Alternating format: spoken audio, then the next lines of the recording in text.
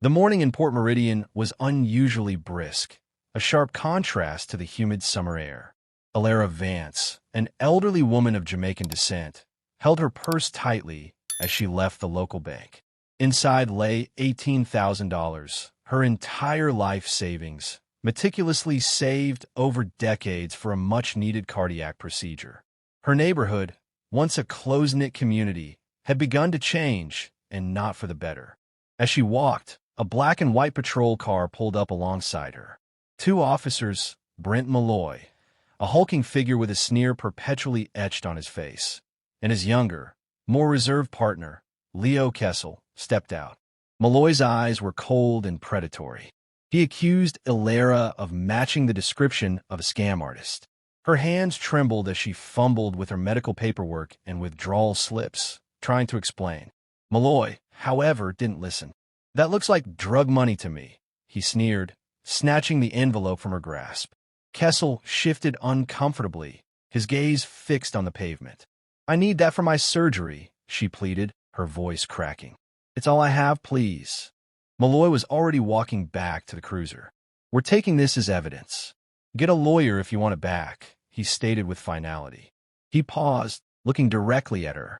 "And don't call anyone, especially your son. You wouldn't want him making things worse." The words were a direct assault on her dignity. Alara sank onto a nearby bench, the world spinning around her as she watched them drive away with her future. It wasn't just the money, it was the utter disregard for her humanity. She had only one person to call.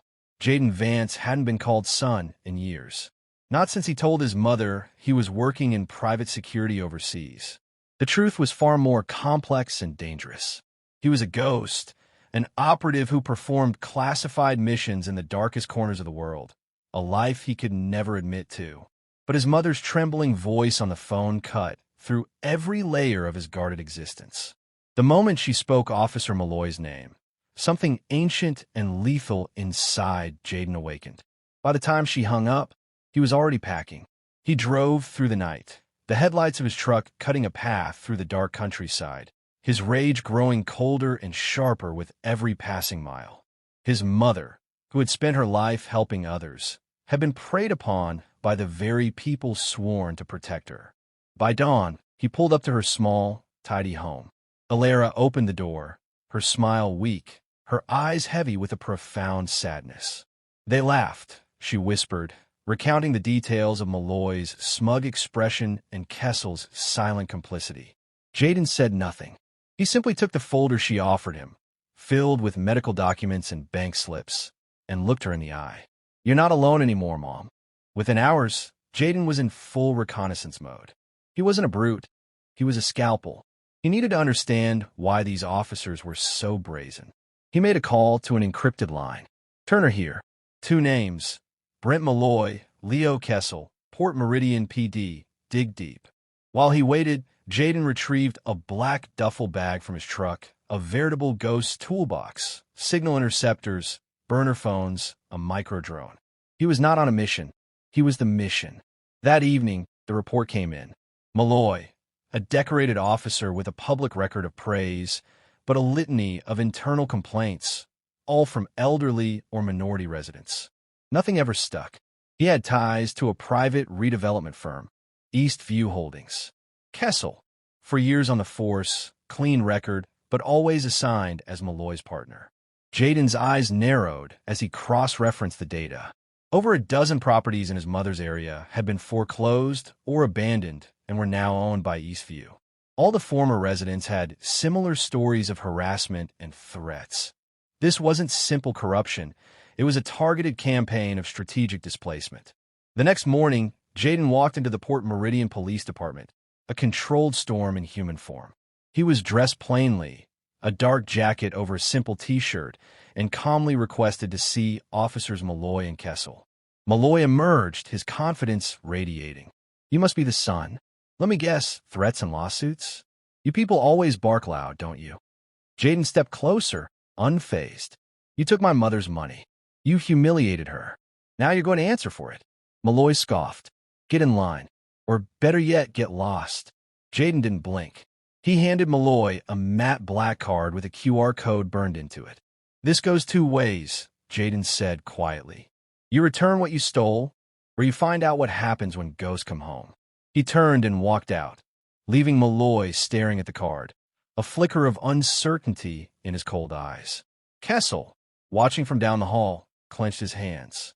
As Jaden drove away, his palm-sized drone silently deployed from his pocket, beginning its surveillance of the lobby. Later that evening, Malloy's patrol car GPS pinged at an obscure office park on the edge of town. Jaden, disguised as a delivery driver, confirmed the location. Eastview Holdings, Suite 302. Using a fiber optic camera slipped under the door, he watched a meeting unfold. Charles Whitmore, Eastview's head of acquisitions, and Victor Alvarez, a notorious private equity fixer, spoke freely, confident in their secrecy. "We locked down 3 more properties this week, including the Vance woman's house," Whitmore said with a chilling smirk. "And her son?" Alvarez asked. "If he becomes a problem, we neutralize him." Jaden's jaw tightened, but he remained motionless, recording every word. That night, he visited other elderly homeowners on Sycamore Lane, a mix of working-class Black and Latino residents, all victims of similar schemes. He heard hushed, fearful stories of fabricated code violations and forced sales for a fraction of their worth. One man, his eyes full of regret, said, "I never signed anything. Next thing I knew, they owned my house." Jaden encrypted all the evidence, audio, video, and witness statements, and sent it to a secure contact at the DOJ and Detective Sofia Reyes, an internal affairs officer he had vetted. His message to Reyes was simple. "If you're not one of them, meet me. Eastfield Park, noon. Come alone." Detective Reyes, a sharp, composed woman in her mid-30s, waited under a gazebo as Jaden approached. She had already reviewed the files. "This is bigger than I thought," she admitted. "It's a network." Jaden nodded. "You can help bring it down, or you can bury it with them." She hesitated for only a second. "I'm in. I'll get you what you need." That night, Jaden launched Phase 2.